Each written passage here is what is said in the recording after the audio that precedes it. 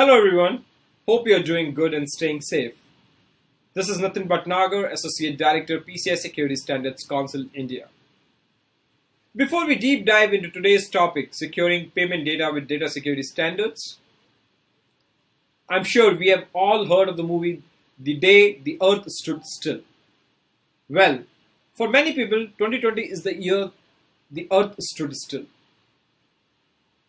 But before I look more deeply into what has been going on, first let me introduce PCI SSC. Our mission is very simple, that is to help secure payment data. How do we go about that? By developing standards and supporting services that drive education, awareness, and effective implementation of these standards by the payment card industry stakeholders. To achieve this, we have four strategic pillars that are aimed at increase industry participation and knowledge, evolve security standards and validation, secure emerging payment channels, and increase standards alignment and consistency. So let's take a quick look back to the years BC, or as they are now known before COVID. Life, although we didn't appreciate it at the time, was simply we went to the office, logged into our computers, and worked happily away. We had meetings, worked in teams, and chatted with our friends at lunchtime. Funny how we took this so much for granted.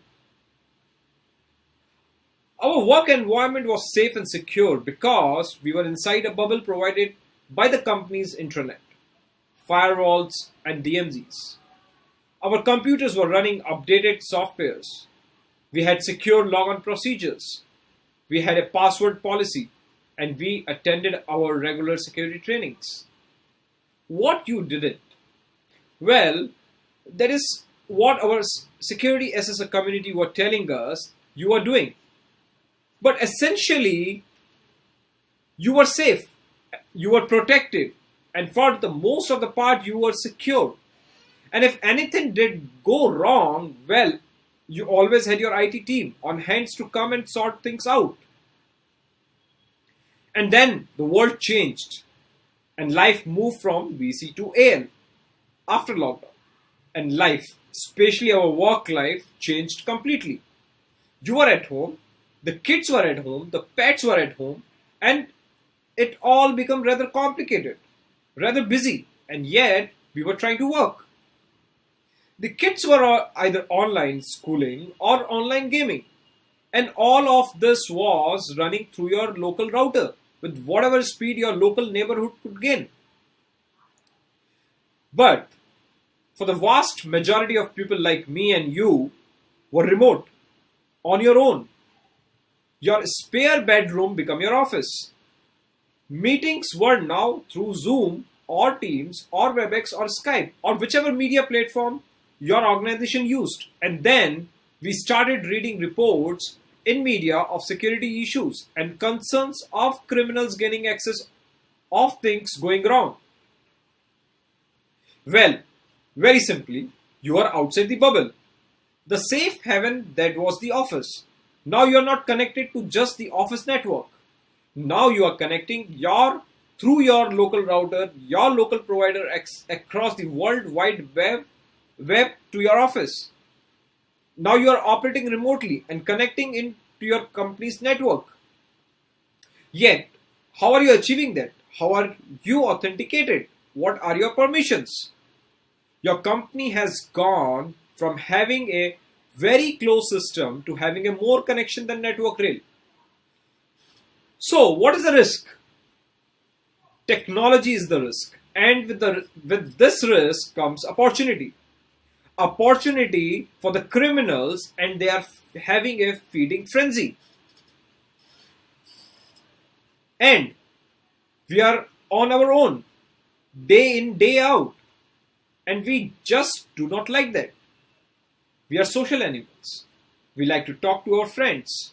We miss sharing a coffee or lunch. So we do the next best thing and reach out using social media. Yet, what starts out as a friendly chat can quite easily turn to a work-related matters. And now we are sharing work information across an insecure social media platform. And the criminals are listening and smiling. For a quick reference, I would like to take an example. Back in World War II, the message was clear. Careless talk cost lives. Today, the message is equally clear because now careless talk costs data. And careless talk can lead to phishing attacks. So what have the PCI SSC been doing to help? Well, quite a lot actually. We have released several guidance. For example, working remotely. Guidance for the people who are working remotely. Common attacks. Online trainings. Guidance on performing remote assessments. As well as continuing to develop and update our standards which provide you opportunity to comments. And that is not all that we have moved through the year. We have provided even more guidance and support on protecting payments while working remotely. We have released guidance around beware of skimming threats during COVID. We have released additional guidance for remote assessment, cleaning guidance for the POS terminals, and several general guidance as we are all in this together. Many organizations have staff working remotely that are accepting or managing card-based data either via a telephone call or through e-commerce. It is essential if you're handling or managing cardholder data while working remotely that your organization secures that cardholder data. Our guidance documents are there to help you because the rules do not change simply because you are not in the office. PCI DSS applies to all entities that store, process, or transmits cardholder data. Therefore, PCI DSS applies to each and every one of your staff working remotely. Remember, people process technology. How are they receiving the cardholder data? How is it protected and secure? How is it transmitted? Before in the office, the data was moving around an internal network. Now, it is all happening across the public internet. So how are you securing this? Criminal activity in 2020 has soared. Many would say these figures on the screen significantly are underreported. But it is clear that the criminals have seen after lockdown a huge opportunity to make more money than at any other time. The use of phishing and scams leading to both malware and ransomware attacks has never been so great. And at the same time, our ability to protect and secure data has never been more challenged. Everyone needs to be aware, understand the risk, and help secure payment data. The second part of this presentation, where I am going to talk about the updates from the Council on the data security standards. The first standard I'm going to talk about here is the PCI Software Security Framework. So SSF is a framework to standardize, consolidate software security requirements for different types of payment software under a single requirement architecture with the complementary validation and listing models. This is the next evolution of PA-DSS and ultimately the replacement for the Payment Application Data Security Standards, and is also a good illustration of how we are implementing PCI SSC's strategic framework and our intent to evolve security standards and validation to secure emerging payment channels and increase standards alignment and consistency. So SSF assessors. So there are these two different programs, we have two different assessor types. Secure SLC assessment can be performed by Secure SLC assessor on eligible vendors. Secure software assessments can be performed by only secure software assessors on eligible payment softwares. The relationship between the SSF and other PCI SSC standards. So, when PA-DSS expires in 2022, SSF will replace it. Until then, they will continue to be independent standards and programs. PCI DSS generally SSF supports the security of the cardholder data environment in the same way PA-DSS has done. But like PA-DSS, SSF does not inherently make an entity PCI DSS compliant. PCI DSS 4.0 is in its early stage. Exactly how SSF will support PCI DSS version 4.0 is still being discussed. We are looking at how the elements of SSF might support some PCI DSS requirements. However, it is very early days. More to come on this. Please do keep a watch on our PCI Security Standard website for more information. The PA-DSS transition, the acceptance of the application for the existing PA QSAs and QSAs and new SSF assessors are now open.